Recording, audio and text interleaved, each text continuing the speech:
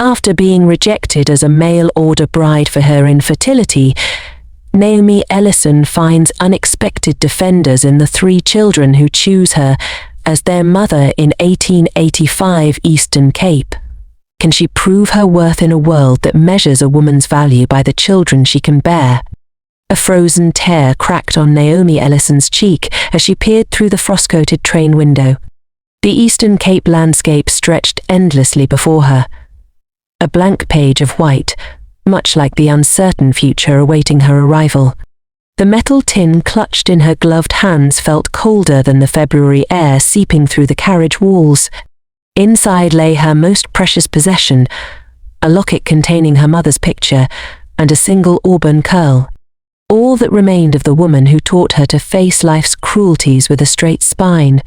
Final stop approaching Fort Beaufort Station. The conductor's voice boomed through the nearly empty car, startling an elderly woman dozing across the aisle. Naomi's heart hammered against her ribs. After 23 days of travel, 3 train changes, and countless hours of doubt, she had finally reached her destination. Somewhere on that platform waited Isaiah Freeman, widower, father of 3, and the man who would soon become her husband, unless he took one look at her and changed his mind. "You sure this is your stop, miss?" The conductor eyed her city clothes with suspicion. Not much in Fort Beaufort, except the ranch families and the trading post. "Unexpected," Naomi replied, lifting her chin slightly. She didn't mention the 4 months of letters exchanged, the carefully worded advertisement in the matrimonial news, or the medical certificate folded between pages of her Bible, the one explaining why at 28 she would never bear children. The train whistle pierced the frozen air as the locomotive slowed. Naomi gathered her single trunk, pathetically light for someone leaving their entire life behind. 3 dresses, undergarments, her mother's recipe book, the medical certificate, and Mr. Freeman's letters comprised her worldly possessions. Not much to show for nearly 3 decades of living. She caught her reflection in the window glass. Pale skin, dark circles beneath eyes the color of honey, and tendrils of chestnut hair escaping her practical bonnet. Would she be pretty enough, capable enough? The doctor in New York had called her fundamentally incomplete as a woman, words that had lodged in her heart like splinters. With a final screech of metal against metal, the train shuddered to a stop. The platform appeared through swirling snow, a lonely wooden structure with a single lamp burning despite the daylight. And there, a tall figure standing apart from the 2 others waiting for the mail delivery. "Need help with your trunk, miss?" the conductor asked, already reaching for it. "Thank you," Naomi smoothed her travel-worn skirt, tucked away the locket, and took a deep breath of courage. The bitter cold stole that breath instantly. Wind knifed through her coat, adequate for New York winters, but laughably insufficient for Eastern Cape savagery. Her boots crunched on snow as she descended the steps, eyes fixed on the approaching figure. Isaiah Freeman stood taller than she'd imagined from his letters, broad-shouldered beneath a heavy sheepskin coat, hat pulled low against the wind. When he removed it, copper-colored hair with premature grey at the temple surprised her. His letters had mentioned neither his age, younger than expected, nor his appearance, more handsome than she dared hope. "Miss Ellison," his voice carried the deep timbre of authority, yet held a note of uncertainty. "Mr. Freeman," she extended her gloved hand, fighting the trembling that had nothing to do with cold. "I've arrived as promised." He took her hand, briefly, blue eyes startlingly bright against his wind-reddened face, studying her with open assessment. His gaze lingered on her face, then dropped to her modest figure before returning to meet her eyes. "Welcome to Cape Colony." He released her hand and gestured toward a waiting wagon. "It's a hard land, but fair to those who respect it." Was that a warning? Naomi couldn't tell. For months of correspondence had revealed a man of few words but clear principles. A man who had lost his wife to influenza 2 years prior, leaving him with 3 children and a ranch to run alone. "Is it far to your home?" she asked, following him toward the wagon. "Our road's mostly clear, but we should hurry. Storms coming in from the mountains." He lifted her trunk with ease, securing it in the wagon bed before offering his hand to help her climb onto the wooden seat. The wagon bench felt hard beneath her travel-worn body. Mr. Freeman wrapped a buffalo robe around her legs before taking his place beside her. The unexpected gesture of care loosened something tight in her chest. "Your journey was acceptable?" he asked as the horses moved forward, their breath making clouds in the frigid air. "Yes, thank you." She hesitated, then added, "Your children, are they well?" A flicker of something, pride perhaps, crossed his weathered face. "They're eager to meet you, especially Ruthie. She's 4 and hasn't stopped talking about having a mother again since your letter arrived with the tint type." The small photograph had cost Naomi nearly a week's wages from her teaching position, but she'd wanted to send something so the children could prepare themselves so they wouldn't be disappointed when she arrived. "And Micah?" "Clara," she asked, remembering the names from his letters. "Micah's getting over a chest cold, 8 years old and stubborn as his mother was." "Clara," he paused, flicking the res. "Clara's 10 and still missing her mama something fierce. She might take time to warm to you." The wagon crested a rise, revealing a valley spread below like a white blanket. A 2-story farmhouse stood proudly amid several buildings, smoke curling from 2 chimneys beyond stretched fenced pastures, a creek lined with bare-branched cottonwoods, and endless snow-covered plains meeting distant mountains. "It's beautiful," Naomi whispered, meaning it despite the desolation. "It's hard," Isaiah corrected, though his tone softened, especially on women not born to it. The statement hung between them, heavy with unspoken questions. As the wagon descended toward the valley, Naomi felt the weight of her secret pressing against her heart. Would she find the courage to tell him before they spoke vows? Or would she secure her position first, becoming indispensable to the children before risking rejection? The doctor's words echoed in her mind. "Your womb is scarred beyond function, Miss Ellison. You'll never bear children. I recommend you reconcile yourself to spinsterhood." Instead, she'd answered an advertisement seeking a mother, not necessarily a vessel for more children. Had that been dishonest? The ethical question burned in her mind as the farmhouse grew larger in her vision.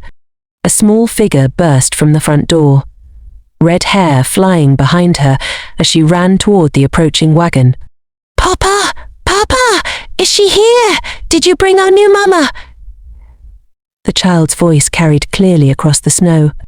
Isaiah's face softened in a way that transformed his features entirely. "That's Ruthie," he said, a smile touching his lips for the first time. "Always running that one." The wagon hadn't fully stopped before Ruthie reached them, bouncing on her toes, mittened hands clapping with excitement.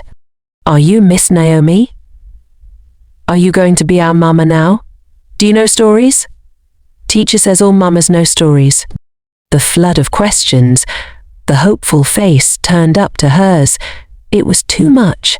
Tears threatened as Naomi realized the enormity of what she'd undertaken. These children needed a mother. They deserved someone whole, someone who could give them everything. But as she looked into Ruthie's eager face, Naomi made a silent vow. She might not be able to bear children, but she would love these 3 as fiercely as if they'd grown beneath her heart. If Isaiah would have her, despite her broken parts, "Yes, I'm Miss Naomi," she answered, allowing Isaiah to help her down from the wagon. "And I know hundreds of stories." Ruthie's small hand slipped into hers, tugging her toward the house where 2 more children waited in the doorway. A tall, serious-looking girl and a thin boy with his father's copper hair. Behind them, Isaiah gathered her trunk, his expression unreadable as he watched his children lead their potential mother toward the life she desperately hoped to claim. The kitchen smelled of fresh bread and coffee, warmth radiating from the cast-iron stove that dominated one wall of the Freeman farmhouse. Naomi sat stiffly at the scrubbed wooden table, hands wrapped around a steaming mug, watching Isaiah read the letter that would likely end everything before it began. Outside, darkness had fallen completely. The children, fed and reluctantly sent to bed, despite their curiosity about the newcomer, had finally quieted upstairs. Now only the ticking of the mantel clock and the occasional pop from the stove broke the silence. "Baron," Isaiah spoke the word flatly, his eyes still fixed on the doctor's letter. The clinical description of her condition, written in language meant to discourage hope, lay exposed between them like an open wound. Yes, Naomi couldn't bring herself to soften the truth with excuses or explanations. The influenza that had nearly killed her at 16 had left scars deeper than those visible on her skin. "I should have told you before I came." "Yes, you should have." His tone held neither anger nor accusation. Something almost worse. Disappointment. "Your advertisement mentioned needing a mother for your existing children." She ventured, fingers tightening around her mug. It didn't specify. "A man builds a family with his wife," Isaiah interrupted, finally looking up. The lamp light caught the angles of his face, shadows deepening the lines around his eyes. "Children to work the land after I'm gone, to carry on what I've built here, the dream of every pioneer legacy, something she couldn't provide." "I understand if you wish to terminate our arrangement," Naomi said, summoning dignity despite the shame burning her cheeks. "I can return east when—" In spring he cut in, folding the letter with deliberate care. "The passes are already dangerous. No stagecoach will risk them until April at earliest." April. 3 months living under the same roof as the man who had rejected her, watching the children she'd already begun to love from afar. "Perhaps I could stay in town," she suggested, though her funds would barely cover a week's lodging. Isaiah shook his head. "Nearest boarding house is 20 m away in Bosazeman. Roads could close any day." He stood, pacing to the window where snow had begun falling again, thick flakes illuminated by the lamp's glow. "You'll stay in the guest room. Help with the children if you're willing. They've gone too long without proper schooling."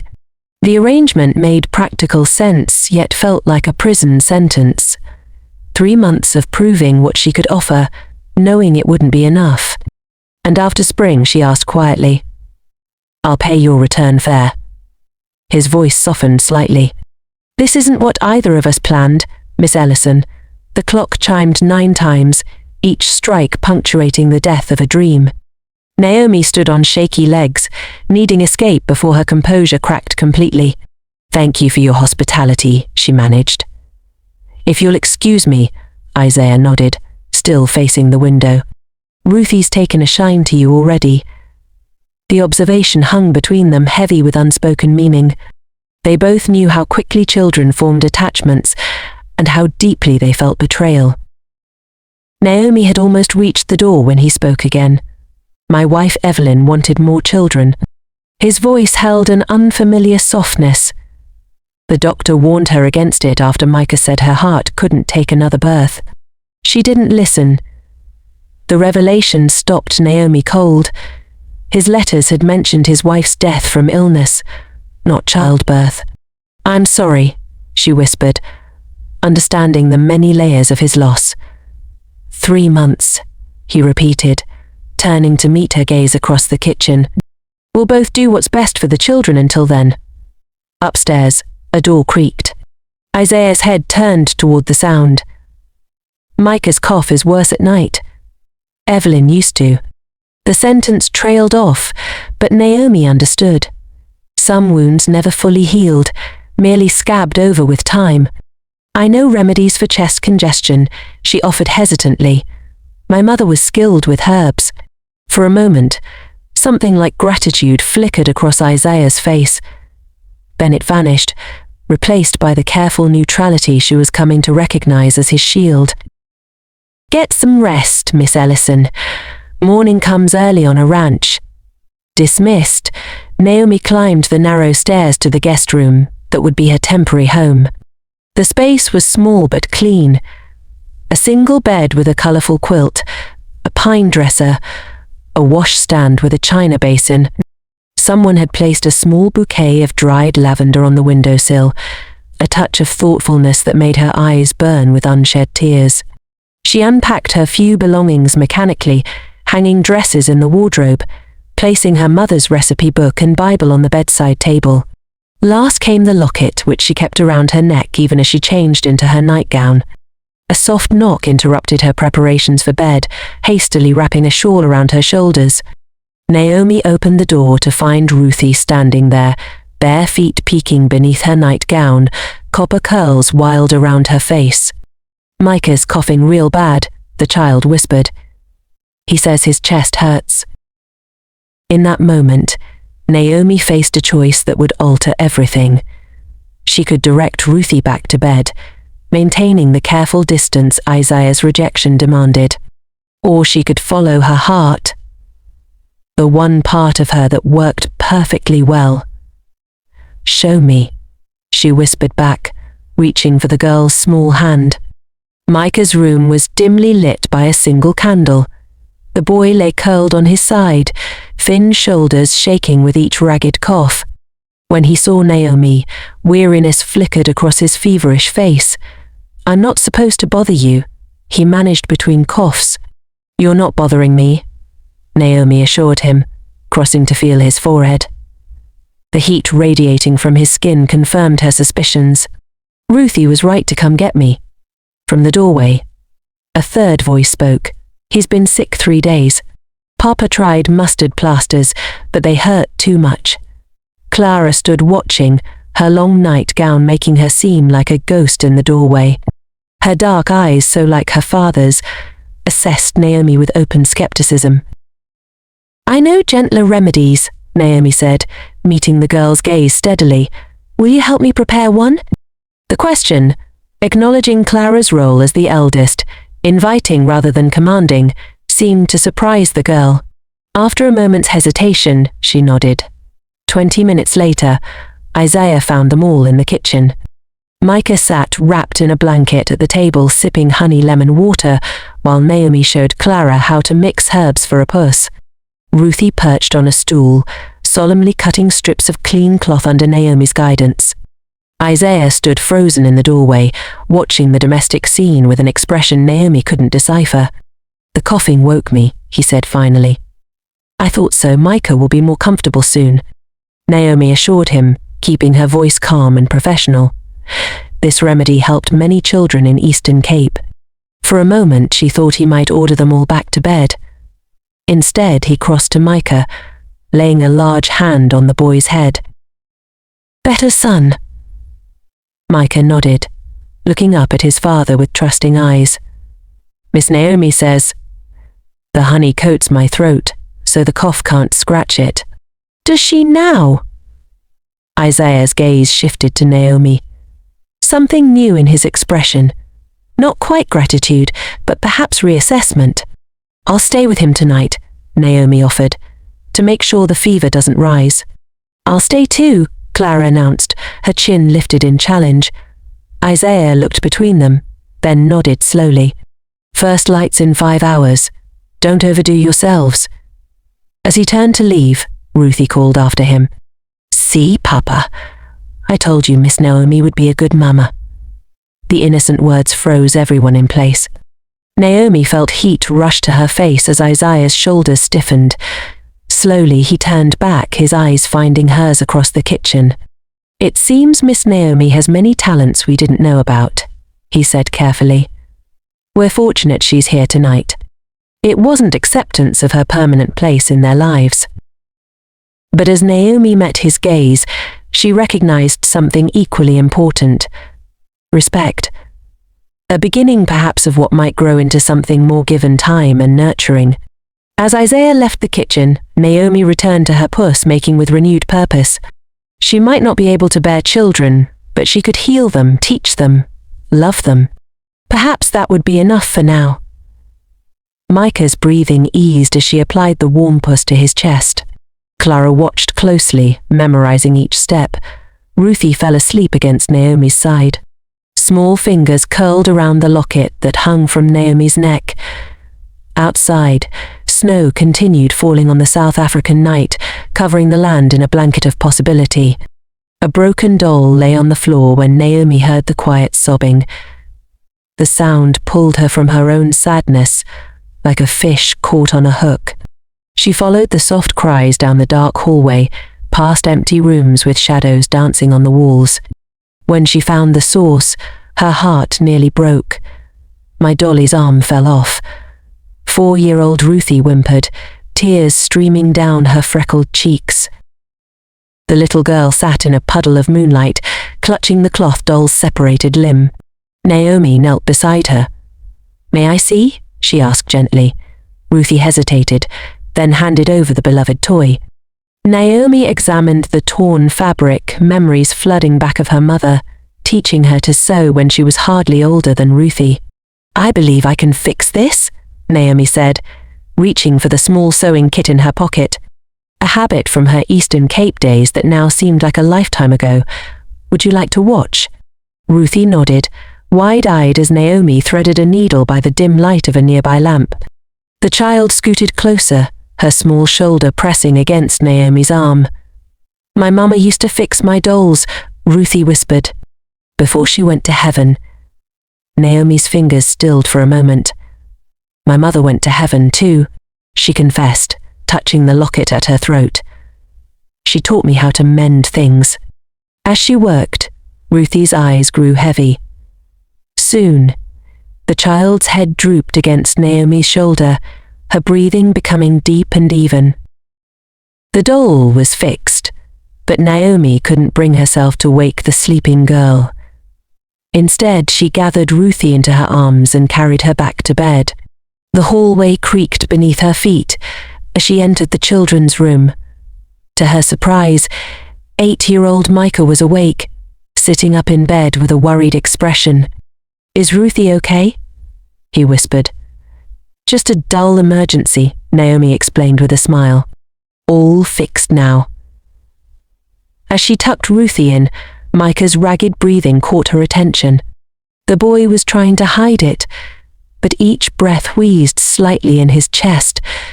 "That cough sounds troublesome," she said, moving to his bedside. "Does it hurt here?" Her hand gently touched his chest. Micah nodded, surprised by her understanding. "Papa says I'll outgrow it." "Perhaps," Naomi agreed, "but we might help it along." She remembered the herbs in her trunk, plants she'd collected and dried herself before leaving Eastern Cape.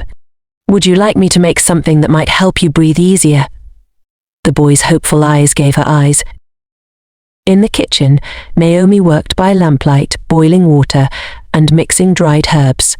She felt a presence and turned to find 10-year-old Clara watching silently from the doorway, her long nightgown making her look like a small ghost. "Your brother is having trouble breathing," Naomi explained. "I'm making something to help." "Mama used to make him tea when his chest got tight," Clara said, her voice barely above a whisper. It was the most words the girl had spoken directly to Naomi since her arrival. "Would you like to help?" Naomi asked, offering the girl a wooden spoon. Clara hesitated, then stepped forward.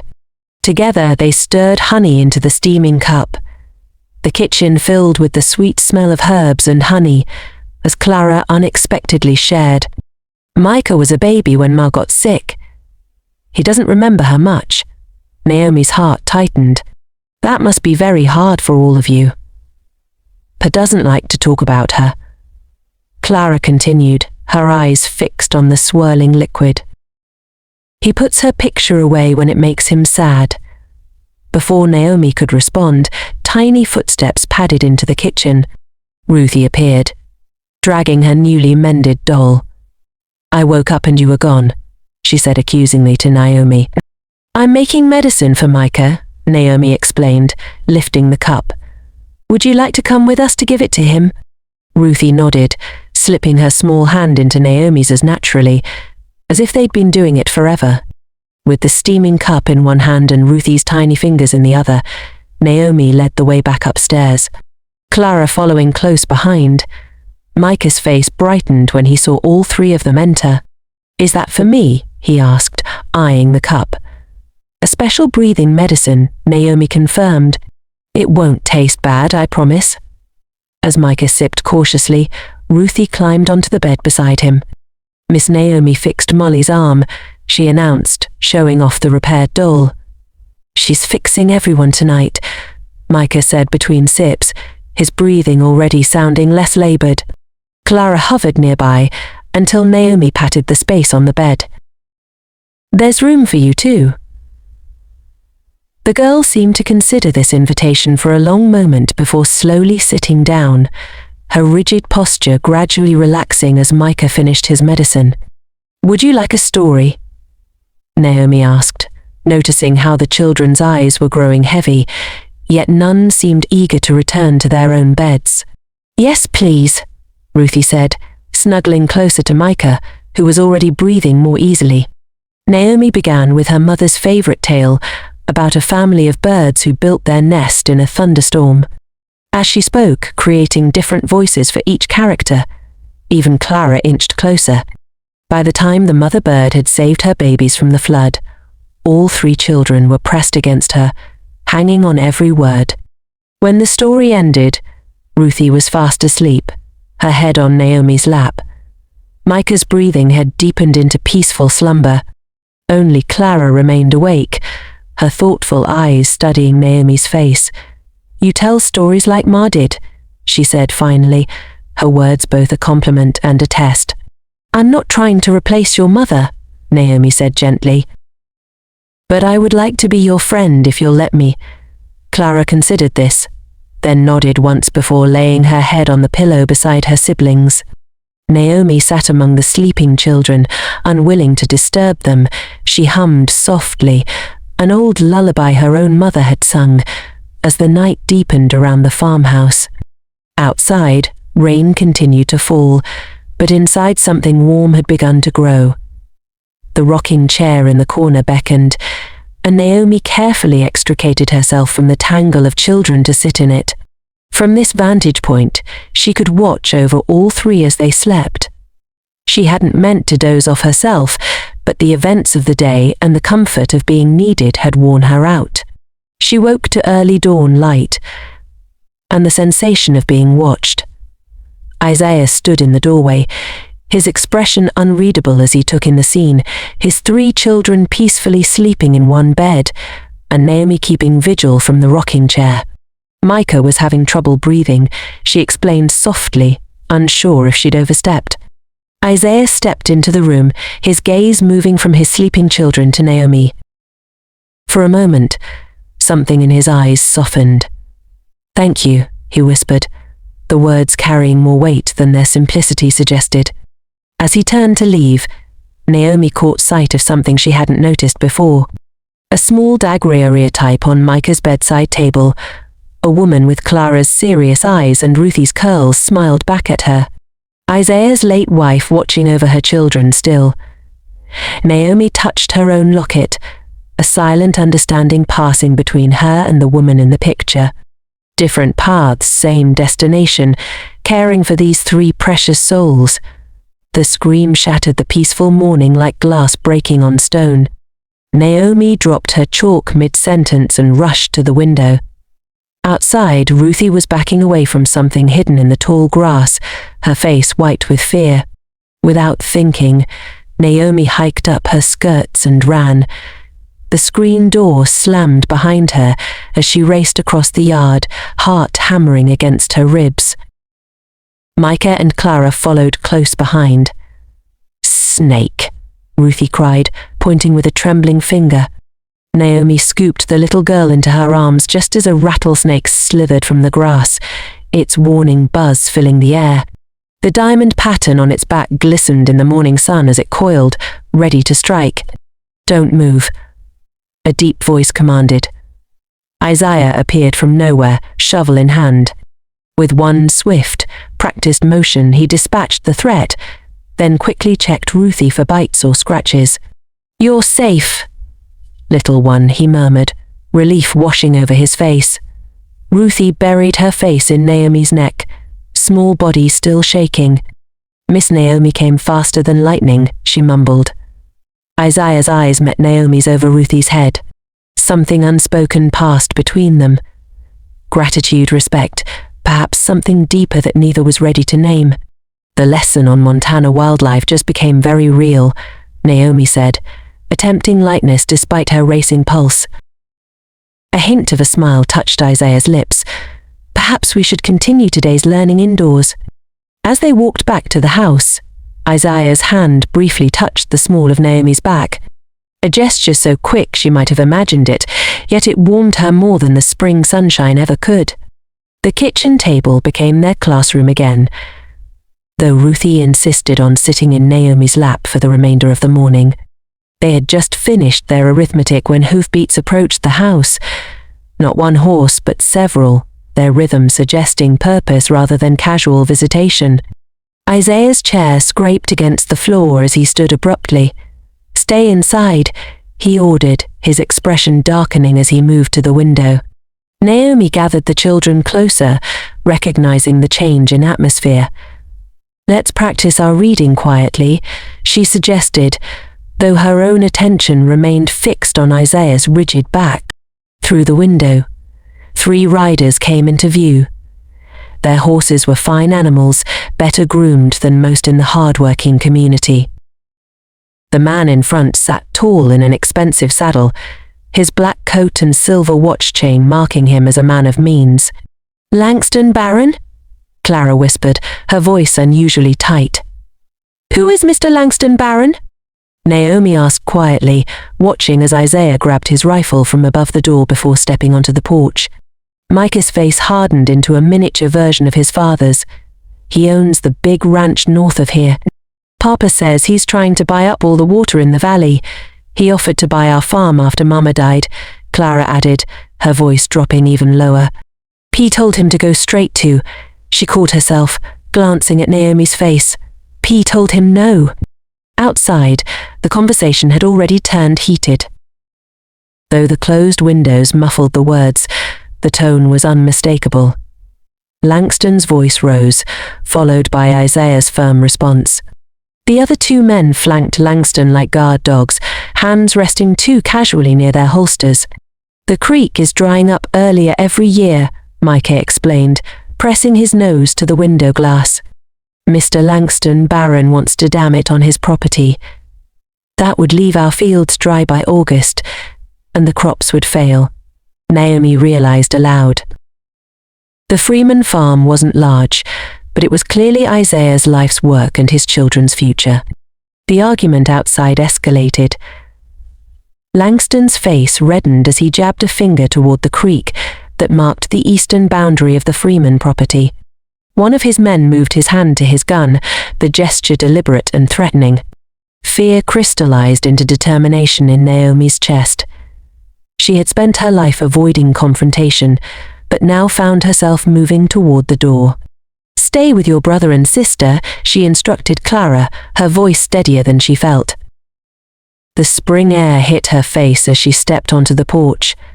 Isaiah's shoulders stiffened at the sound of the door, though he didn't turn. "No legal right to block access," Isaiah was saying, his knuckles white against the rifle barrel. "Legal rights can be purchased," Langston replied smoothly, "like anything else in this territory." Naomi moved forward until she stood beside Isaiah. His quick sideways glance mixed surprise with warning, but she pretended not to notice. "Mr. Barron," she called clearly, forcing warmth into her voice. "What a pleasure to meet one of Mr. Freeman's neighbors. The children have told me so much about the prominent families in the area." Her unexpected appearance and polite tone momentarily confounded the men. Langston's bushy eyebrows rose as he studied her, clearly trying to place her presence on the Freeman farm. "And you are?" he asked finally, before Naomi could answer. The screen door creaked open again.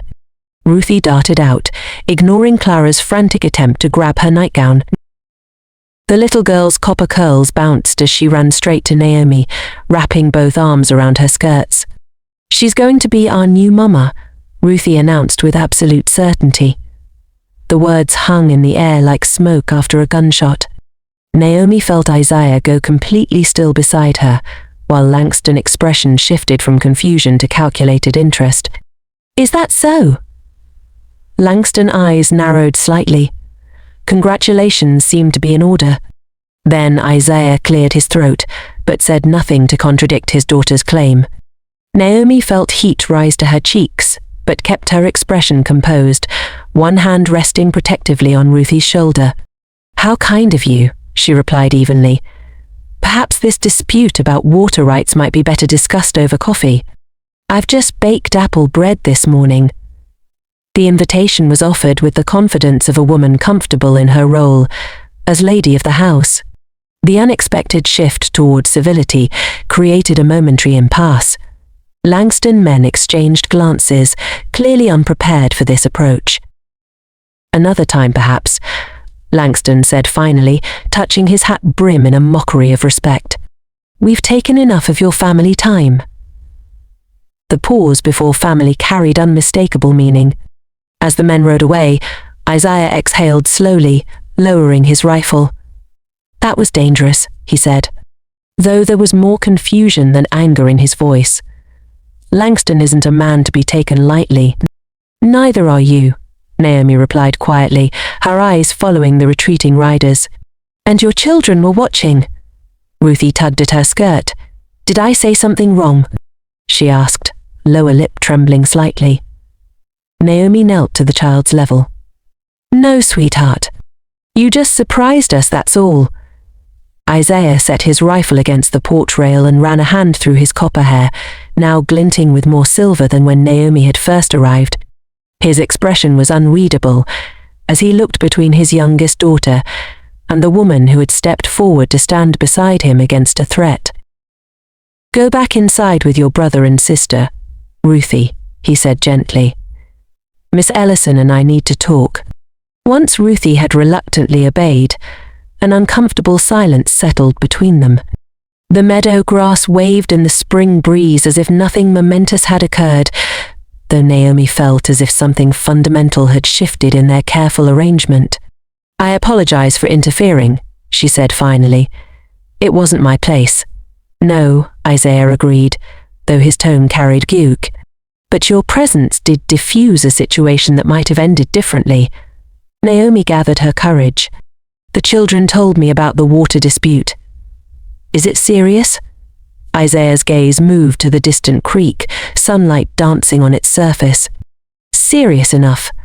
Langston has money and connections with the territorial government. What I have is a farm that needs water and 3 children who need security." Naomi looked at him, then quickly added, "And now apparently a fiancé."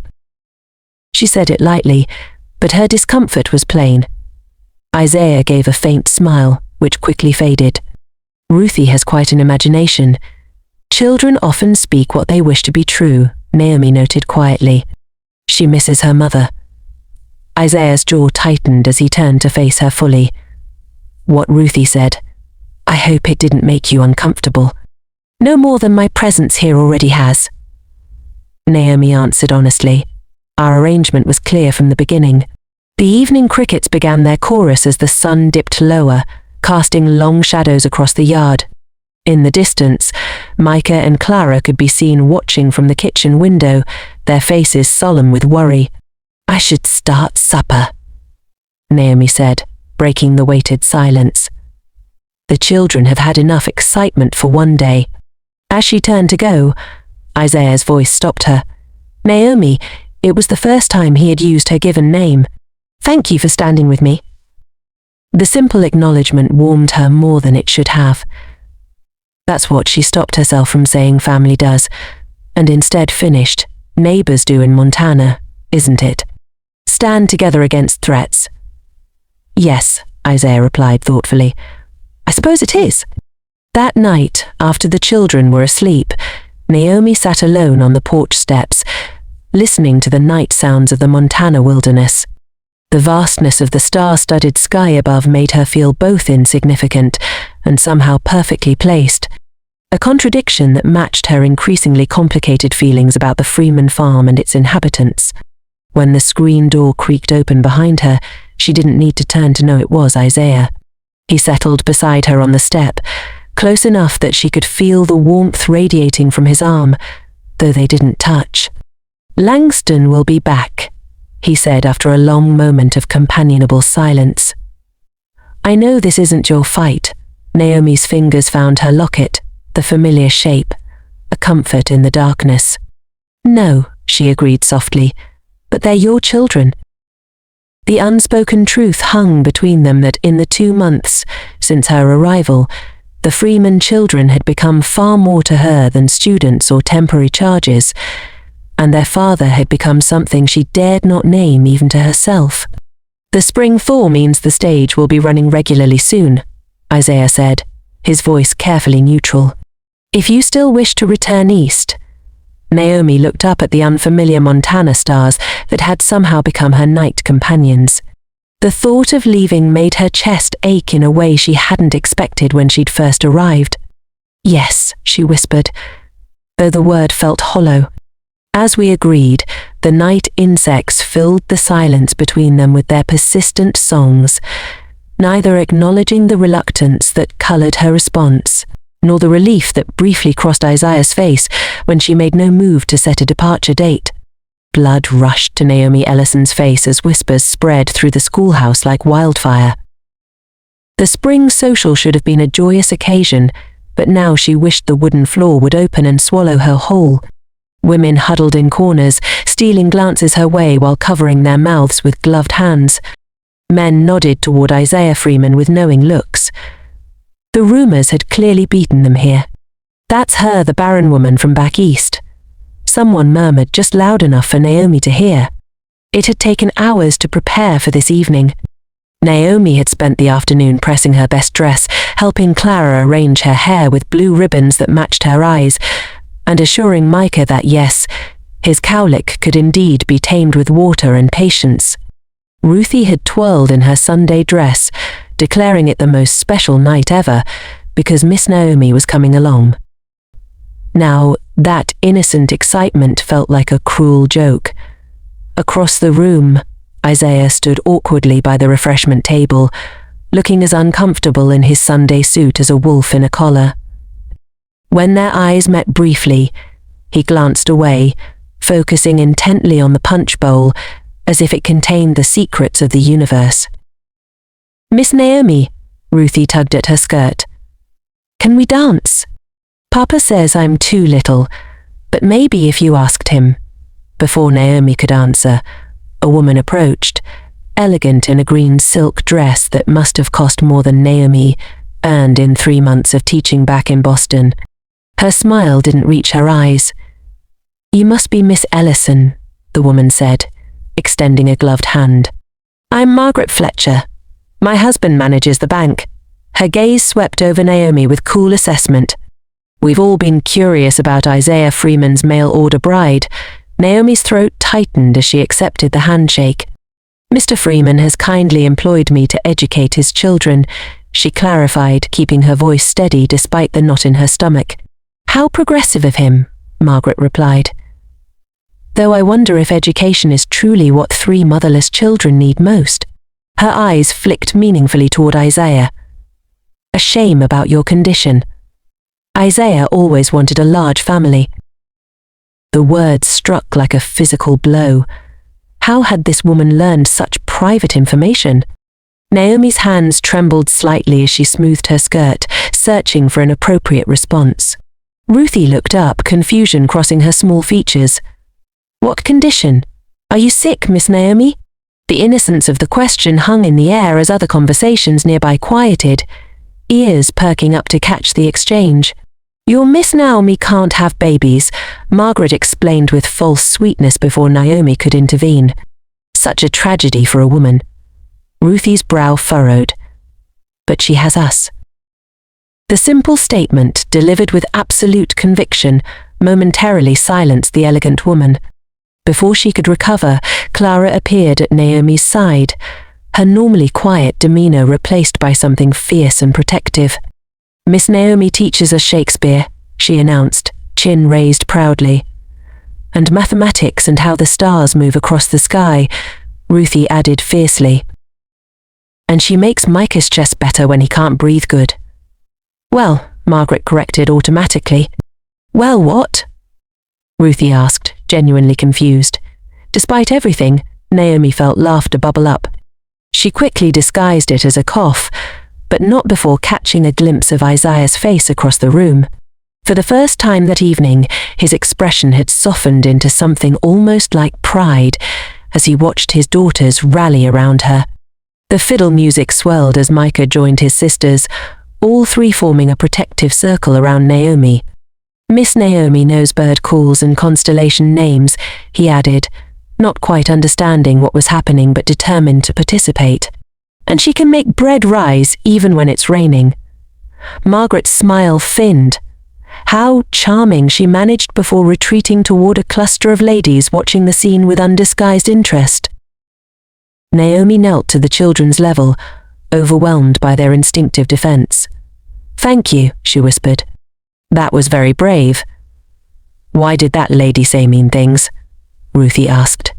Before Naomi could form an answer, Isaiah's deep voice spoke from behind her. "Because some people value the wrong things, Ruthie." He stood there, hand extended, looking somehow both uncomfortable and determined. "Would you children mind if I borrowed Miss Ellison for a moment?" The children exchanged glances before reluctantly moving toward the cake table. Clara glanced back once, her eyes carrying a warning that needed no words. Don't hurt her feelings again. Isaiah guided Naomi toward the open doors, away from prying ears. Outside, the spring night carried the scent of lilacs and the distant rumble of approaching thunder. "I'm sorry," he said simply. "I didn't expect this." He gestured vaguely toward the gossiping crowd inside. "How did they know?" Naomi asked, her voice barely audible above the music. Isaiah's jaw tightened. "Mrs. Peterson works at the telegraph office. Your doctor's note must have made for interesting reading. Of course. Nothing stayed private in small communities." Naomi closed her eyes briefly, feeling the last of her dignity crumble away. "I should never have come tonight." "No," Isaiah agreed unexpectedly. "We should never have come. The children were just fine learning at home with you." The inclusion of himself in her humiliation touched something deep inside Naomi. She looked up at him, really looked, perhaps for the first time since arriving in Montana. The hard lines around his mouth had softened, and his eyes held something beyond employer's concern. "Your children defended me," she said wonderingly. "They care for you." A pause hung between them. And then the schoolhouse door burst open as one of the town men rushed out. "The creek's rising. Spring floods are coming early this year. Anyone living across the water needs to leave now while the bridge is still passable." The peaceful moment shattered as parents rushed to gather their children. Carriages were hastily hitched, and the gathering dissolved into organized chaos. Rain began falling as Isaiah sprinted toward their wagon, shouting for the children. Within minutes they were racing down the muddy road, rain pelting their faces as lightning split the sky. Naomi held Ruthie tightly on her lap while Micah and Clara huddled beneath a blanket beside them. Isaiah's face was grim as he urged the horses faster. The creek came into view just as lightning illuminated the valley. A churning, angry mass of water had replaced the normally peaceful stream. Half the bridge was already underwater, debris slamming against the wooden supports with every surge. "We'll have to go on foot," Isaiah decided, pulling the horses to a halt. "The wagon's too heavy," Naomi protested. Isaiah's eyes met hers through the rain. "We have no choice. The water's still rising." As they stepped down from the wagon, the true danger became clear. What had been a 6-foot stream that morning was now a 20-foot torrent, thick with mud and carrying tree branches like battering rams. Only the handrail of the bridge remained fully visible above the rushing water. Isaiah lifted Ruthie into his arms and turned to the older children. "Micah, Clara, hold hands.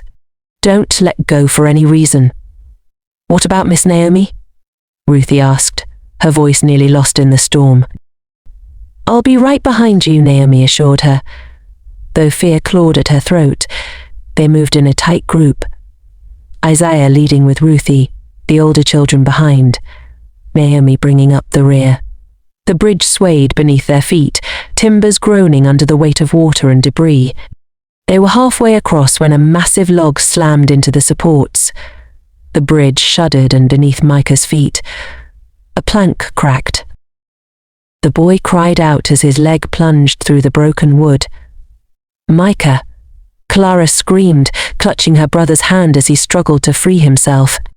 Isaiah couldn't turn with Ruthie in his arms, and the bridge swayed violently. What happened? He shouted. Mike is stuck. Naomi called back, already dropping to her knees beside him. Cold water soaked her dress as she reached into the hole, feeling for his foot. I need to get his boot off. Don't leave me, Micah pleaded, panic in his face. Never, Naomi promised. I've got you. Another thunderous crack signaled more of the bridge breaking apart. They had minutes, maybe seconds. Isaiah, she shouted, get the girls to shore. Isaiah froze for a split second, torn. Then something passed between them, trust forged not by words, but by hardship. We'll be right behind you, Naomi promised, still working at the boot. As Isaiah rushed Clara and Ruthie to safety, Naomi freed Micah's foot. She pulled him up and held him close as the bridge trembled. We need to run, she said, rising. Can you move? Micah nodded, though his ankle was already swelling. Together they stumbled forward, every step a struggle. Behind them, planks fell into the raging water. They were 10 feet from shore when the final support gave way. Naomi felt the bridge drop beneath them and did the only thing she could. She pushed Micah forward, sending him tumbling onto solid ground. Then she felt herself falling. A strong hand clamped around her wrist. Isaiah, lying on the bank, arms stretched impossibly far, had caught her. Let go, she gasped. The children need you. His eyes flashed. And I need you. With strength born of desperation, he pulled her up. Both collapsed onto the muddy bank as the last of the bridge disappeared.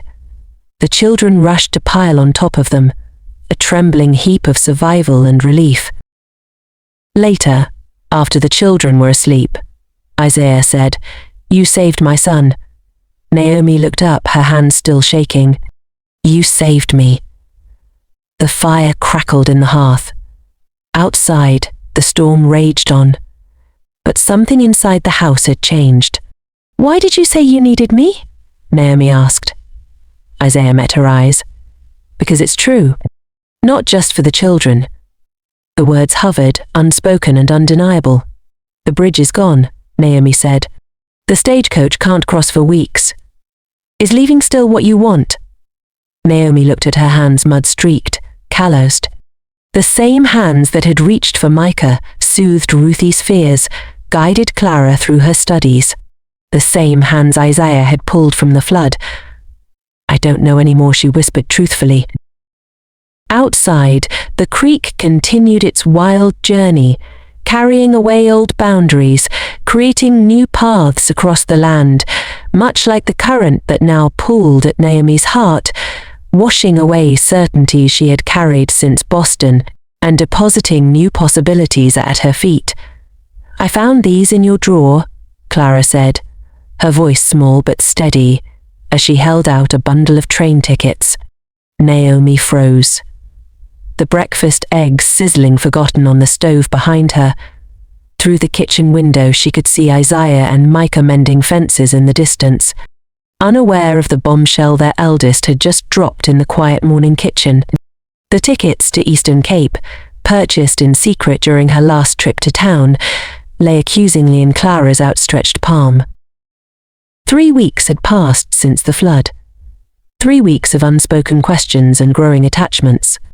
3 weeks of Naomi telling herself each morning that she would speak to Isaiah about her future, yet finding each evening that the words remained locked inside her throat. You were looking through my things. Naomi asked, more to gain time than from any real anger. Shame colored Clara's cheeks, but her chin remained high. I was helping put away the laundry. Pause. They're dated for next Tuesday. Ruthie looked up from where she sat drawing at the table, crayon forgotten in her small hand. What's next Tuesday? The eggs began to smoke. Naomi quickly moved the pan off the heat, her mind racing. She had planned to speak with Isaiah today. Truly she had, but finding the right moment, the right words had proven impossible. Were you going to say goodbye this time? Clara asked, and the genuine hurt beneath her accusation struck Naomi like a physical blow. Or just disappear like Mother did? Your mother didn't choose to leave you, Naomi said gently, moving toward the girl. She was very sick. And you're choosing to go? Clara stepped back, avoiding Naomi's reach. Even though you're not sick at all. Ruthie's lower lip began to tremble. Miss Naomi's leaving, but who will tell me stories? Who will fix Molly when she breaks? The simple questions pierced Naomi's carefully constructed defenses. She knelt between the sisters, taking one small hand in each of hers. It's complicated, sweetheart.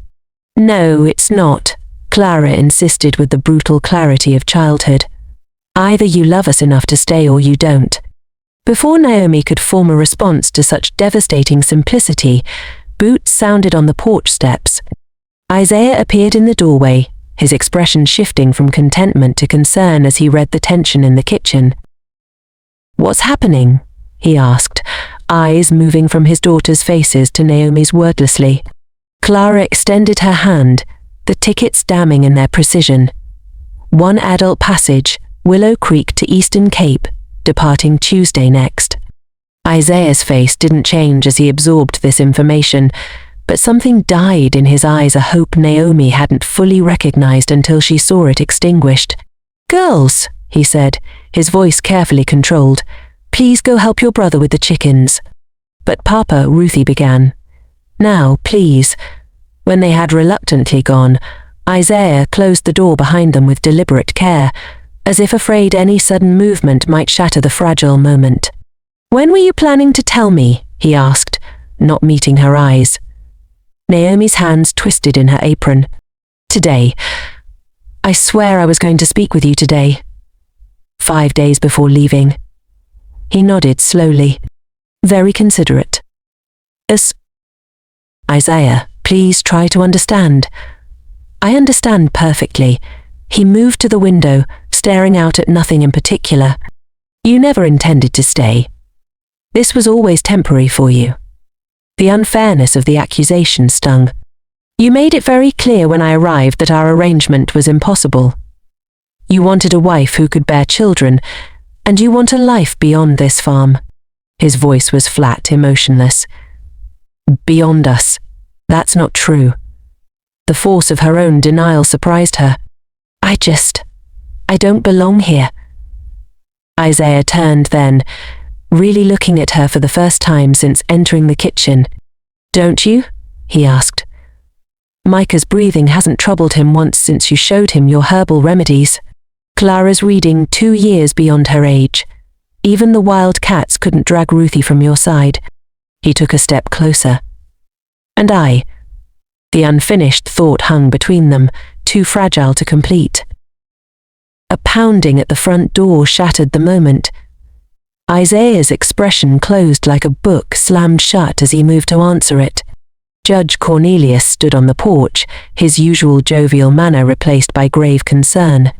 Behind him, Naomi could see 3 other men from town, including the sheriff. Isaiah, the judge said without preamble. Langston filed an injunction against your water rights, claims the creek's original course ran through his property before your father redirected it 30 years ago. That's ridiculous, Isaiah protested. The creek's never changed course. He's produced a survey map dating from 1847 that shows otherwise. A forgery.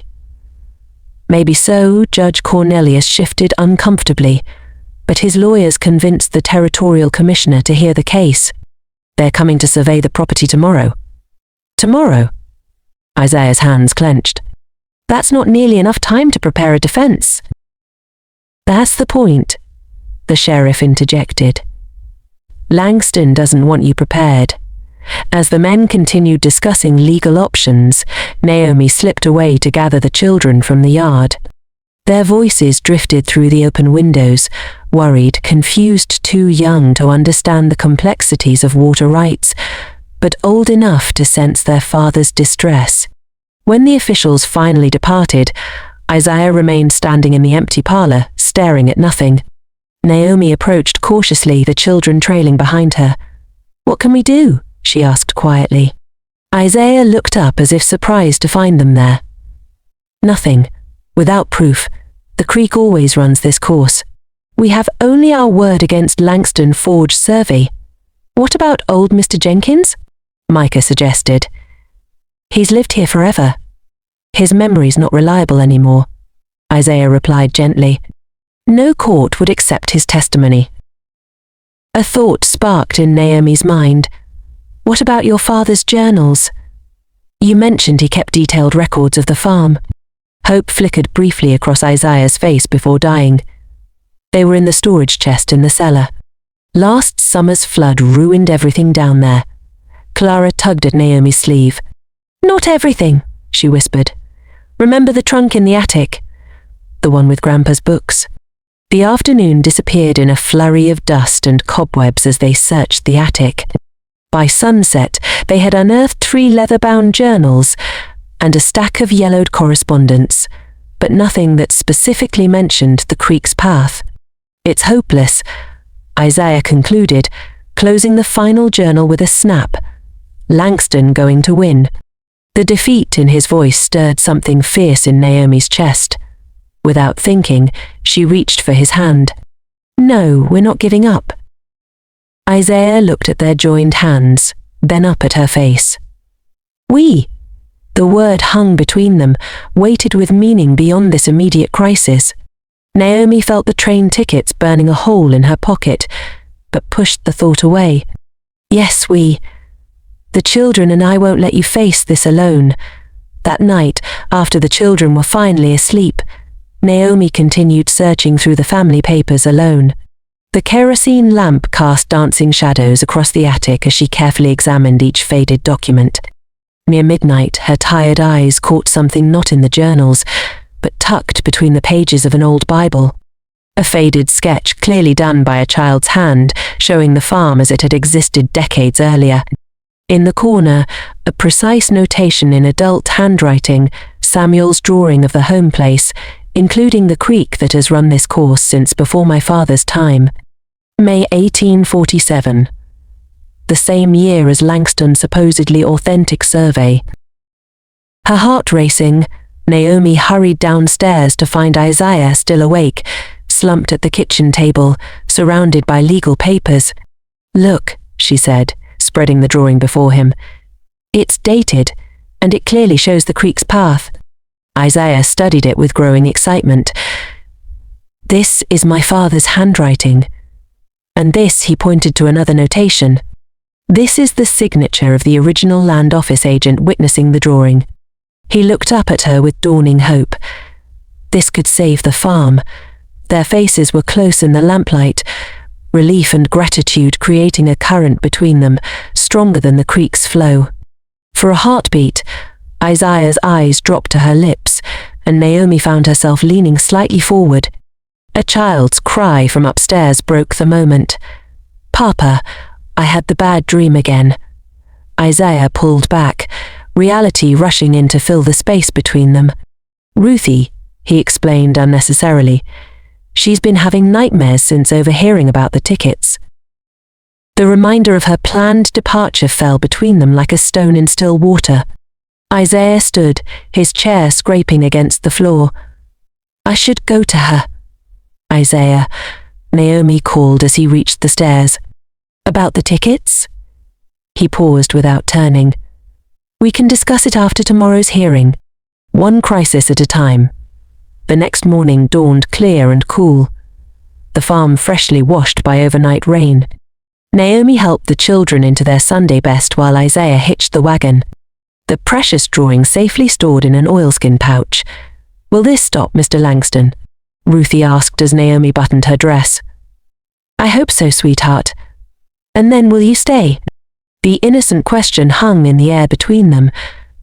Across the room, Clara pretended not to listen while helping Micah with his tie, but her stiff shoulders betrayed her interest in the answer. "Let's focus on helping your father today," Naomi said finally. Everything else can wait. The territorial commissioner had set up court in Willow Creek's small town hall. Already the building was packed with curious neighbors when the Ellisons arrived. Langston sat smugly at the front with his lawyer, a slick-looking man in expensive suit who seemed entirely out of place in the rustic setting.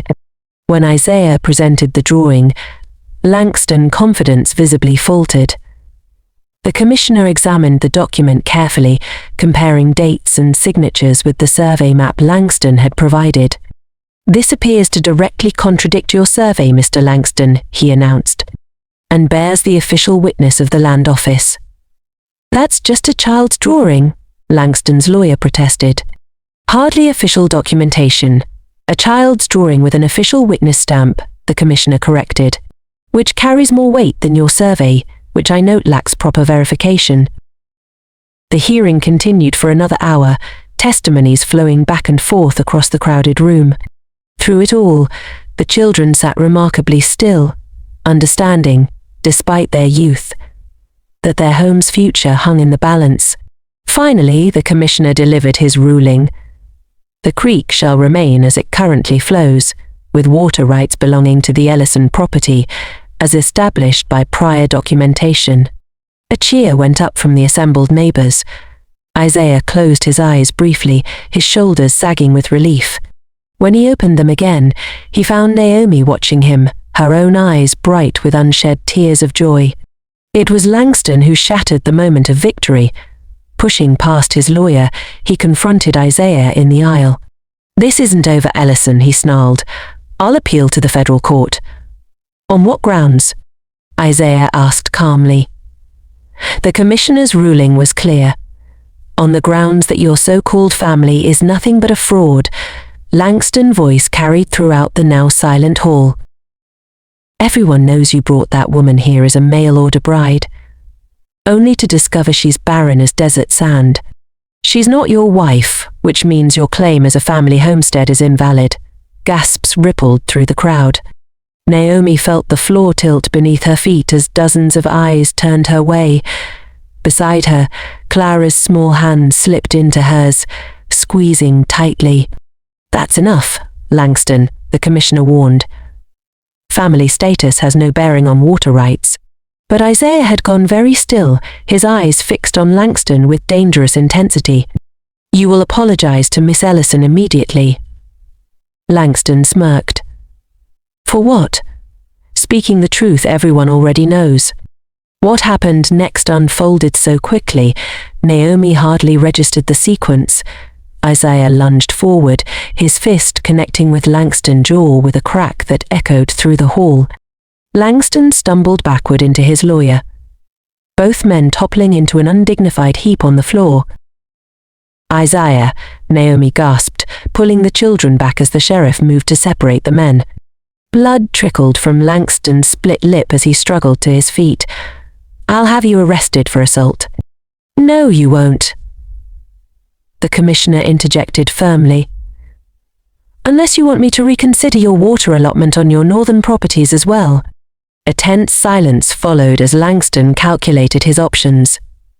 Finally, with a murderous glare at Isaiah, he collected his dignity and stormed from the hall, his lawyer scurrying after him. The ride home passed in uncomfortable silence. The children, subdued by the violence they had witnessed, huddled together on the wagon seat.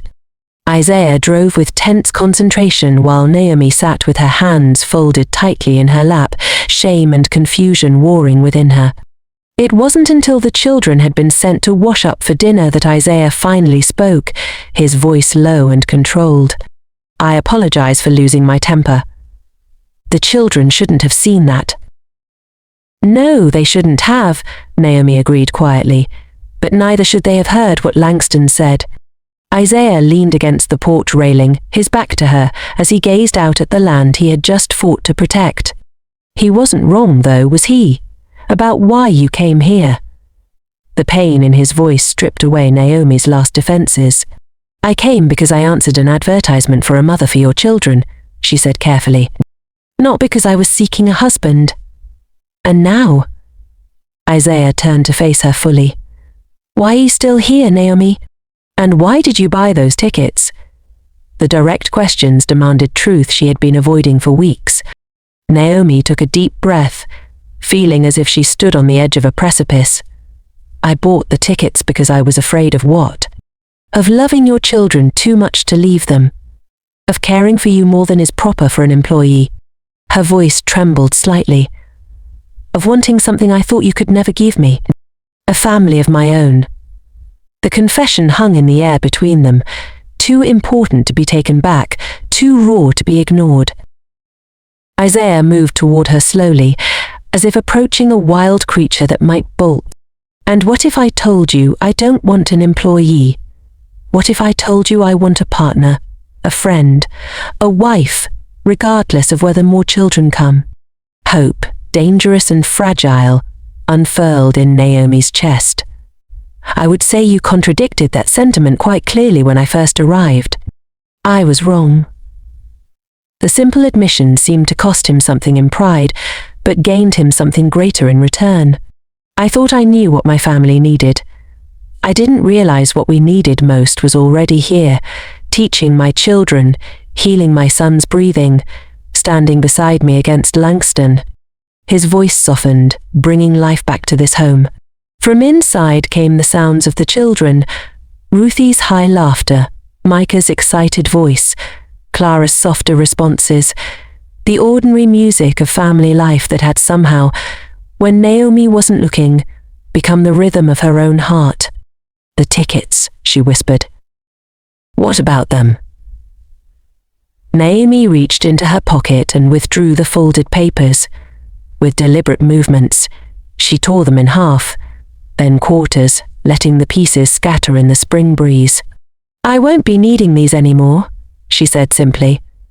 Isaiah's smile began slowly, then spread across his face like sunrise breaking over the mountains. He reached for her hand, his calloused fingers entwining with hers in a grip that felt like a promise. In that case, he said, I believe I have a question to ask you. One I should have asked weeks ago. Inside, Ruthie called for them. Some minor crisis involving spilled milk and an indignant cat. Isaiah didn't release Naomi's hand as they turned toward the house, toward the chaos and comfort of the family they were becoming. Ask me at supper, Naomi suggested, squeezing his fingers. When we're all together. The certainty in her voice, the we that now included herself without question, was answer enough for now. The stagecoach wheels kicked up dust as it rumbled into Willow Creek, bringing mail, supplies, and the promise of departure. Naomi watched it from the kitchen window, her stomach twisted into knots. 3 days. In just 3 days, that same coach would carry her away from Montana, away from the Ellison farm, away from the children who had somehow woven themselves into the fabric of her heart. Behind her, a spoon clattered against a bowl. Ruthie had barely touched her oatmeal. Her small face clouded with a sadness no 5-year-old should wear. Miss Naomi, the child's voice trembled. Do you have to go on that coach? Before Naomi could answer, Clara spoke up. Of course she does. She told us from the start she wasn't staying forever. The older girl's words were matter of fact, but her eyes betrayed her. For weeks now, Clara had been retreating back into the quiet shell Naomi had worked so hard to coax her from. Micah pushed his own breakfast away. But what if we need her? What if I get the cough again? I've written down all my remedies, Naomi said, trying to keep her voice steady. Your father has them safe in his desk. The mention of Isaiah made all 3 children glance toward the door. He had risen before dawn and vanished into the fields without a word. A pattern that had grown more common as her departure date approached. He's mad at you for leaving, Micah said bluntly. Your father understands our arrangement, Naomi corrected gently. Now finish your breakfast. We still have lessons to complete before a crash from upstairs interrupted her. The children's heads whipped around as a string of muffled words followed, words they weren't meant to hear from their father's mouth. Stay here, Naomi instructed, gathering her skirts to climb the stairs. She found Isaiah in what had been her room for these past months. The wooden trunk she'd arrived with lay open on the floor. Her modest possessions spilled across the braided rug. Isaiah stood frozen, a small book in his hands, her mother's journal, filled with healing remedies and pressed flowers from a lifetime ago. I was bringing this down, he explained awkwardly, not meeting her eyes. For your packing. Thank you, she said, taking the journal from him. Their fingers brushed, and he pulled away as if burned. Isaiah, she began. We should discuss your wages, he cut in briskly. I've calculated what's owed, plus extra for the children's education. The business-like tone stung worse than anger would have. That's not necessary, Naomi said. I insist on proper compensation for your time. My time here wasn't work to be paid for, Naomi said, clutching the journal to her chest. It was.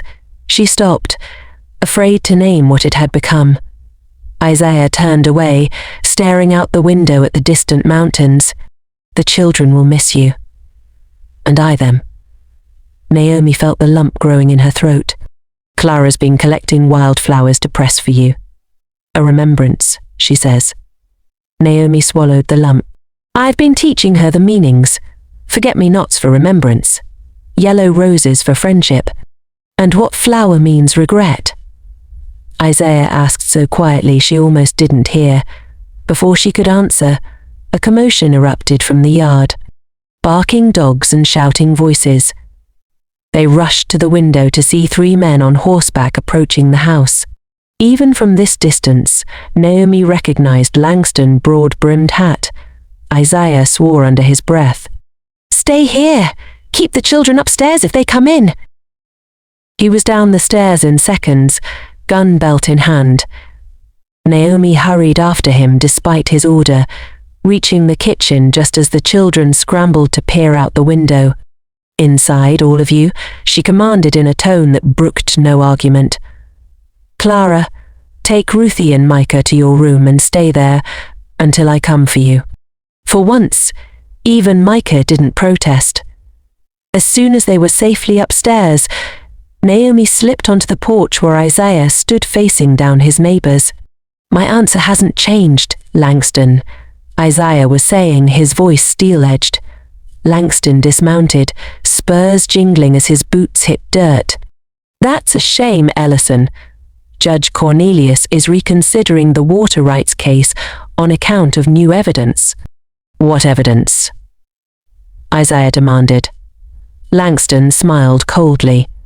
Seems someone's been diverting more than their fair share upstream. Could affect a lot of folks' livelihoods. That's a lie. And you know it, Isaiah growled. The tension crackled between them like summer lightning. Naomi's mind raced. Langston wanted Isaiah's land. Had been trying to force him out since last fall. The water rights were just his latest attempt. I thought I made myself clear last time, Langston continued.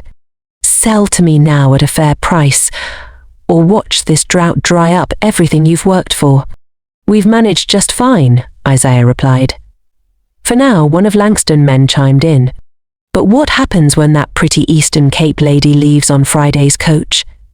3 young ones and a spread this size. That's more than one man can handle alone. Naomi felt her cheeks burn as Langston's gaze shifted to her, standing half hidden in the doorway. Still here? Langston mocked. Thought you'd have tired of playing frontier wife by now. Isaiah's hand twitched toward his holster. Miss Ellison's arrangements are none of your concern. Maybe not, Langston agreed, remounting his horse. But I'd hate to see these little ones suffer because their daddy's too stubborn to see reason. Drought's coming. Ellison might want to consider who will help you weather it. As they rode away, Isaiah stood rigid, watching until they disappeared beyond the ridge. When he finally turned, his face was drawn with worry lines Naomi hadn't noticed before. "He's bluffing," she offered. "About the judge? Maybe," Isaiah conceded. "But not about the drought. The creek's already lower than it should be this time of year." Naomi stepped closer. "Could it really affect the farm?" "Without water, we'd lose everything," he said quietly. The words hung heavy between them as the children's voices drifted down from upstairs, Ruthie singing a little song Naomi had taught her. Micah's laugh following the sound of a family at home. "Naomi?" The dinner bell from the Elijah's ranch interrupted her. 3 sharp rings, then 3 more. "An urgent call for help," Isaiah explained, already moving toward the barn. "I have to go." "I'll come with you," Naomi decided, hurrying to gather her medical supplies. Isaiah paused. The children. Clara's old enough to watch the others for an hour. This could be serious. 10 minutes later, they were racing toward the Peterson place. The wagon bouncing over rutted roads as smoke became visible in the distance. Not the main house, Naomi realized with relief, but one of the outbuildings. They arrived to find chaos. Men forming a bucket line from the well, women evacuating livestock from nearby structures, children running with wet blankets. In the midst of it all, Miss Elise cradled her youngest son, blood streaming from a gash on his forehead. Naomi jumped from the wagon before it fully stopped. "Let me see him, Elise." The boy, just Micah's age, had been hit by falling debris while trying to save a litter of kittens from the burning shed. The cut would need stitches, but his eyes were clear. No sign of worse injury. As Naomi worked, Isaiah joined the bucket line. For 2 hours they fought the fire, finally containing it before the fire had been put out before it could spread to the house or barn. By the time they finished, everyone was shrieking and exhausted, but the worst had been averted. "We can't thank you enough," Mr. Elijah Cross told them as they prepared to leave. "Especially you, Miss Ellison. Doc Wilson's away in Bozeman. Billy might have been in real trouble," he added, looking at her with gratitude. "Anyone would have done the same," Naomi demurred. "Not anyone," Martha corrected, squeezing Naomi's hand.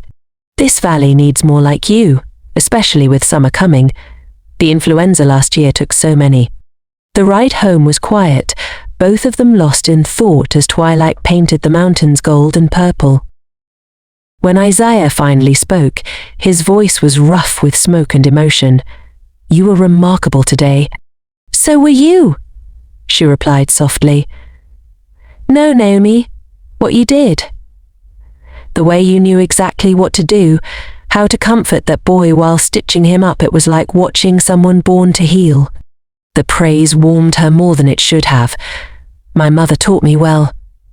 Isaiah slowed the horses as they approached the farm. "It's more than that. It's who you are." The children burst from the house, their faces lit with worry and relief. Clara reached them first.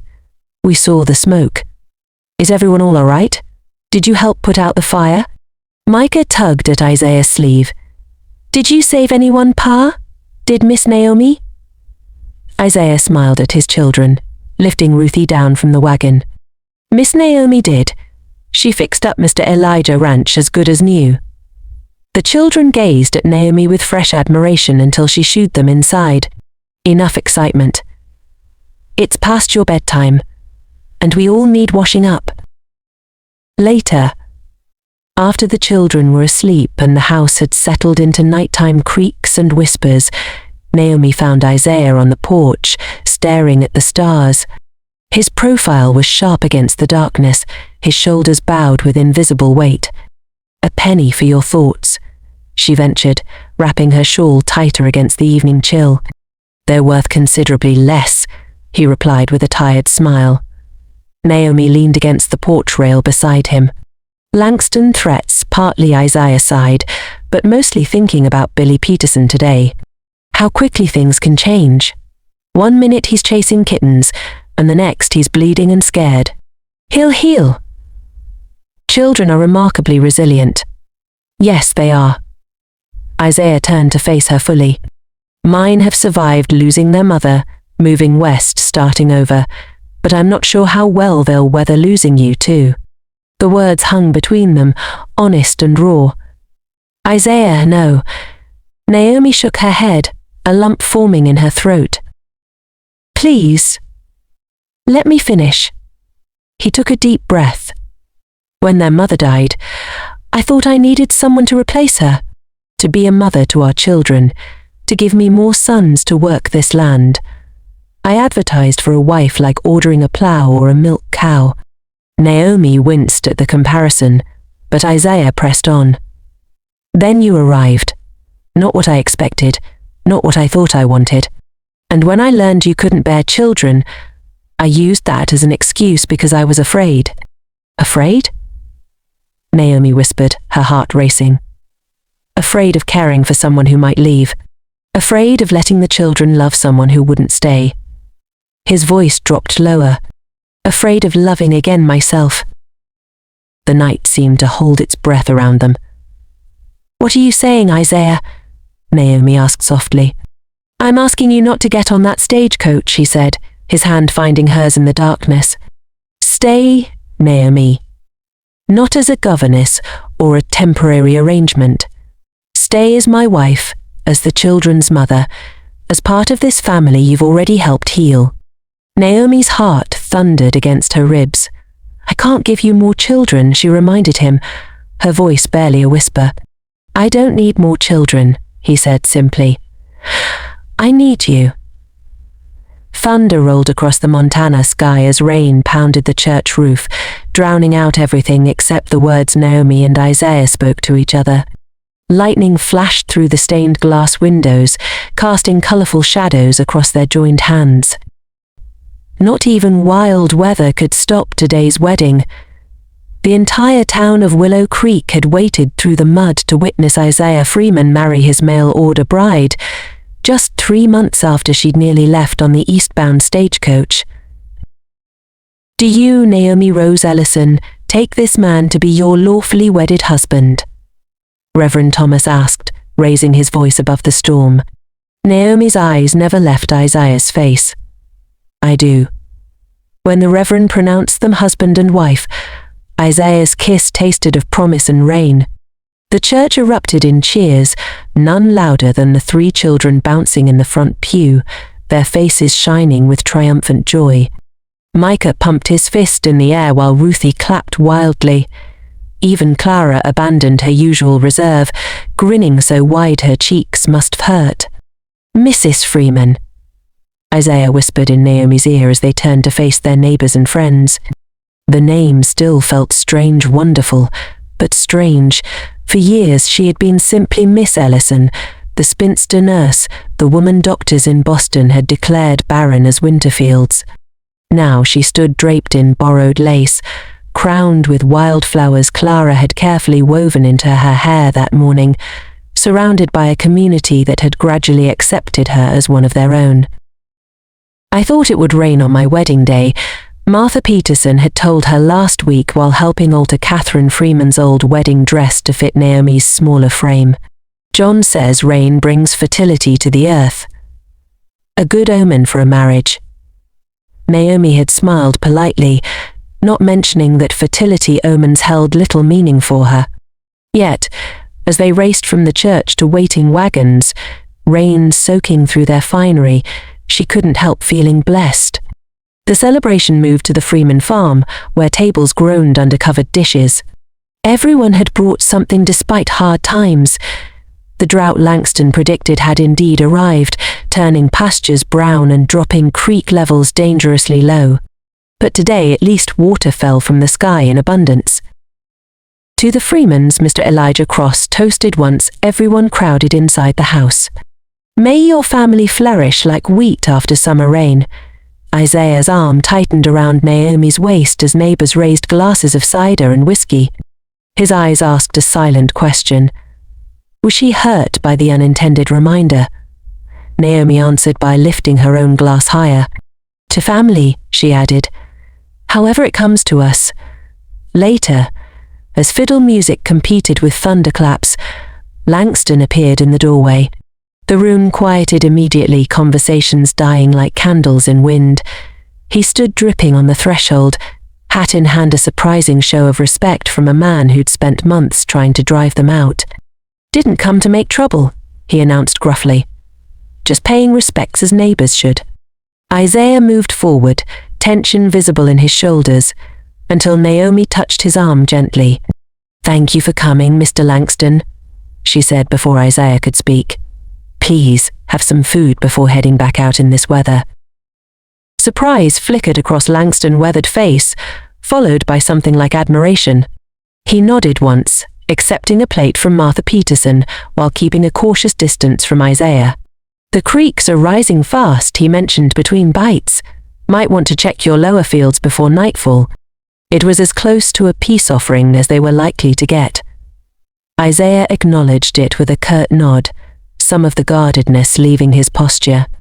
An hour later, the rain lightened enough for Isaiah to lead several men down to inspect the creek. Naomi found herself surrounded by the valley's women, receiving advice, both practical and intimate, for her new role as wife and mother. "Don't let the children call you by your first name," advised elderly Miss Winters. "You're their mother now, not their friend. Catherine let Micah get away with too much." Another added, "Boy needs a firmer hand." "Clara's at that difficult age," whispered Martha Peterson. "My Sarah started her monthly courses at 11. Clara must be close." Naomi listened politely, accepting their well-intentioned guidance, while silently acknowledging that she already knew these children better than most of these women did. She knew Micah's nightmares came less frequently if he slept with his window open a crack. She knew Clara secretly wrote poetry in a journal hidden beneath her mattress. She knew Ruthie couldn't fall asleep without her doll. Beatrice, tucked beside her, a doll Naomi had mended countless times. The conversation shifted to the drought and its effects. Fields yielding half their usual harvest. Cattle growing thin on sparse pasture. The spectre of winter looming with inadequate stores. "Freeman's lucky to have that spring on his property," sighed Miss Jenkins. "At least you'll have water through winter." "Unless Langston manages to divert it first," someone muttered before more could be said. The men returned, faces grim despite the celebration. Creeks are overflowing their banks downstream. Isaiah announced, water dripping from his coat. Peterson's lower pastures are already flooded. If this keeps up, the bridge might go again. The irony wasn't lost on anyone. After months of drought, now they faced potential flooding. Several families departed quickly, concerned about livestock and property. Others followed as evening approached, leaving behind half-eaten food and muddied floors. By nightfall, only the Freemans remained. Micah and Ruthie had collapsed in exhaustion hours earlier, but Clara stubbornly helped clean up, casting curious glances at Naomi when she thought no one was looking. "Something on your mind?" Naomi finally asked as they washed the last of the dishes. Clara's cheeks flushed. "Are you really our mother now?" "Legally, I'm your stepmother," Naomi corrected gently. "But yes, legally part of your family." The girl scrubbed a plate with unnecessary force. "What should I call you?" It was the question Naomi had been dreading. "Whatever feels right to you." "Ruthie already calls you Mama when you're not listening," Clara confessed. "Ruthie does?" Naomi smiled softly. Clara shrugged suddenly, looking very young despite her efforts to seem mature. "I remember my real mother." "Of course you do," Naomi said carefully. "And you should always keep those memories precious. The other girls say, I need a mother to teach me things about becoming a woman." Naomi set down her drying cloth, turning Clara gently by the shoulders to face her. "I would be honored to help you with those things, whether you call me Mother or Naomi or Mrs. Freeman." She smiled. "Though Mrs. Freeman sounds very old, doesn't it?" That earned a small giggle. "Ancient, positively prehistoric," Naomi agreed solemnly. Clara's smile faded as quickly as it had appeared. "But you're not really my mother." "No." Naomi said gently. I didn't give birth to you. But family isn't always about who gave birth to whom. Sometimes it's about who chooses to love each other. Day after day, thunder crashed outside, making them both jump. Then Isaiah appeared in the doorway, his expression soft as he watched them together. Bridge is holding, he reported, but I've moved the livestock to higher ground just in case. Clara yawned suddenly, the emotions and excitement of the day catching up with her. Isaiah nodded toward the stairs. Bed, young lady. It's well past your usual time. After the girl had gone up, Isaiah crossed to where Naomi stood, gathering her into his arms. For a long moment they simply held each other, listening to rain against windows and distant thunder. Was this how you imagined your wedding day? He murmured against her hair. Better, she replied truthfully. I never imagined one at all. His fingers traced the curve of her cheek. Any regrets? Before Naomi could answer, a small voice called from upstairs. Papa! Mama! It was Ruthie. Without thinking, Naomi responded, coming, sweetheart. Only as she reached the stairs did she realize what had happened. Ruthie had called for her mother, and Naomi had answered instinctively. She glanced back at Isaiah, who nodded in encouragement. Ruthie sat up in bed, eyes wide in the lamplight. I dreamed the rain washed our house away. Just a dream, Naomi soothed, sitting beside her. The house is strong and safe. Like our family, Ruthie asked sleepily. Exactly like our family. As Ruthie drifted back to sleep, Naomi slipped into Micah's room to check on him. Then Clara's. The older girl pretended to be asleep, but her breathing gave her away. Good night, Clara, Naomi whispered from the doorway after a pause. Good night, Mother, Clara whispered back. The word, tentatively offered in the darkness, felt like the most precious wedding gift Naomi could have received. She found Isaiah waiting in what was now their bedroom. The master bedroom she had avoided during her entire stay until now. He had added small touches for her wildflowers in a jar by the bed, her books stacked neatly on a small table, her mother's quilt folded at the foot of the bed. Welcome home, Mrs. Freeman, he said simply. Outside, the storm continued, rain beating against the roof like impatient fingers. But inside these walls, Naomi had found shelter of a different kind. Not just physical protection, but the sanctuary of belonging, of being wanted, needed, chosen. As Isaiah's arms folded around her, Naomi felt the weight of her locket against her skin, that last tangible connection to her past. For the first time she reached up and unfastened it, placing it carefully on top of her books. You're not wearing it? Isaiah asked, surprised. Naomi shook her head. I don't need reminders of what I've lost anymore. She looked around at this room, this house, this life that had somehow become hers. Not when I can see everything I found. Through the window, lightning illuminated the valley spread before them. Fields and forests, mountains and sky all washed clean by the storm. Tomorrow would bring new challenges. The drought would continue, or flooding would threaten. Langston might renew his pressure or honor this fragile peace. The children would test boundaries as children must. But tonight, in this moment, Naomi Ellison knew with bone-deep certainty that she had finally truly come.